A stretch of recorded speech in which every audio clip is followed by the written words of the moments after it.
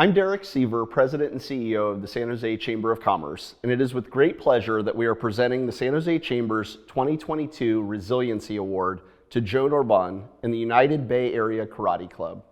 This award recognizes a business leader that, within the past year, has demonstrated the resiliency that all entrepreneurs must display to bring their passion to life through business. Our recipient this year embodies the principles of resiliency and the drive of entrepreneurs. This is a direct quote about Joane from a news article that was written about her after she opened the United Bay Area Karate Club last year. Super athletes are not only good in sports, they are also enterprising, they are entrepreneurs, they are business-minded. Sensei Orbon is a third-degree black belt with over 18 years of martial arts experience. She started in karate at 7 years old and went on to win 12 national championship titles, 6 continental championship titles, and has been ranked 7th in the world by the World Karate Federation. Sensei Orbon was a member of the United States national team from 2008 to 2019 and a member of the Philippine karate team from 2019 until today. And in August of 2021, she transitioned her passion for martial arts into the entrepreneurship realm and opened the United Bay Area Karate Club, or UBAKC. With its founding values of respect, discipline, and loyalty to the community, guiding you on a journey towards excellence in mind, body, and spirit. Sensei, on behalf of the San Jose Chamber of Commerce, our board of directors, and your fellow chamber members, I am pleased to present you with this year's Resiliency Award, and also with a big thanks to our sponsors at Southwest Airlines, 2 round-trip tickets to any destination in the continental United States. Thank Joane, you. congratulations. Thank you so much. No, absolutely. Our pleasure. And I know our members who are going to be listening to this want to know a little bit more about your journey. And I know we just kind of sketched the biographical portions of your background. But could you please tell them a little bit about the journey you took through karate, from competition and then into business? Sure. So I was born in the Bay Area, Santa Clara, and my family moved to Stockton, where I grew up. And just like any young family, what could we get the kids to? So my parents opened Yellow Pages, saw a karate ad, and threw me in. So when I was a little girl, my Sensei Gene Tabone, was the vice president of the U.S. National Karate Federation. And he brought the national championships to San Jose in 2003. And there I won my first national championship at 8 years old. And it was after that I sat down in my sensei's office, and my parents told me to tell my sensei what I told them at home. And I said, I wanted to be a world champion. And he asked me, do you know what that means?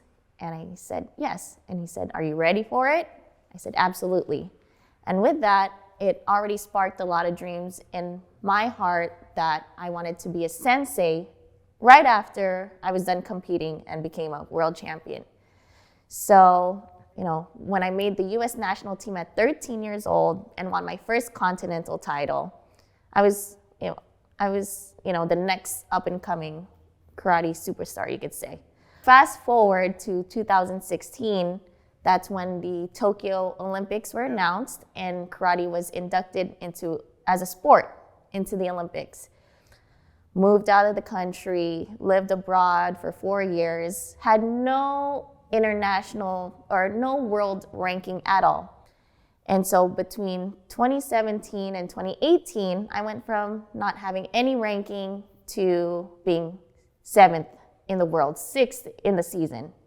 After reaching my status of 7th in the world, I was now a fully funded U.S. Olympic athlete and a USA karate athlete. And in 2019, I broke my ankle and other things happened in my life, which forced me to come back home. And within 2 weeks of coming back home in crutches, I go over to City Hall and apply for my business license and call the number for this building. And I said, I'm ready to sign a lease and get this going. But something in my heart told me, I'm not done yet. So I called the Philippines. I said, would you accept me as an athlete to hopefully qualify for the Olympics? They said, sure. And of course, at the end of 2019, I was now fighting for the Philippines. and with still the TIs on this place. So I was doing everything. It's crazy to think about it now, but yeah. So after that, I won the Southeast Asian Games. I took bronze, and COVID hit. When I first came home the year before, I was at the farmers market every weekend, just talking to families, talking to parents, gathering emails, gathering contact information. And sure enough, a year later, COVID, I said, I'm opening classes. If you would like to join, this is where I'm starting. And I had my first 5 students during COVID. And sure enough, here I am. So Yeah, and from what I understand, a lot of growth in the last year as well. so fast. And I know, and I ask you about that in a second, but I think, thanks for sharing that story, as it is an incredible story. I mean, thinking about doing stuff like that at 8 and 13 and, and so on, and then everything that you had to overcome along the way. And I guess, for everybody that's going to be listening, right, a lot of entrepreneurs, a lot of small business folks facing challenges all the time. And I think you're a great example of overcoming those challenges. What advice would you have for them as they take those challenges on and they try to grow their businesses? So for any new entrepreneur or entrepreneurs in the area, I would just say make a measurable long-term goal, whether it's like, I want 50 clients by this time. You will reach it as long as you are dedicated to your goal. So that's what's kept me going for sure. Excellent. No, thanks for sharing that. And I guess my last question is, the challenge that you're all facing together, right, is with COVID, and we're coming out of the pandemic. So just tell us, how are things going at United Bay Area Karate Club? How's the growth been, and also anything to look forward to in the next year? The growth has been amazing. It's word of mouth is truly my best friend. Social media has also been my biggest friend too. We are ready to expand. We also have launched our competition team who represents San Jose, and we are very competitive and really just started within 5 months and swept the US Open, continually sweeping local tournaments.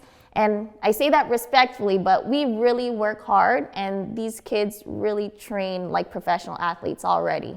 So with that, we just look forward to continuing to, I hope to continue to reach other young students, young kids in the area, adults, teens, and join the karate community. It's truly a home away from home, and hopefully, create a safe place for everyone. Absolutely. No, that's awesome. And I guess we would just tell all of our members, any interest, come visit you down on Snell Avenue in San Jose. I'd love to have people out. Congratulations on all the growth.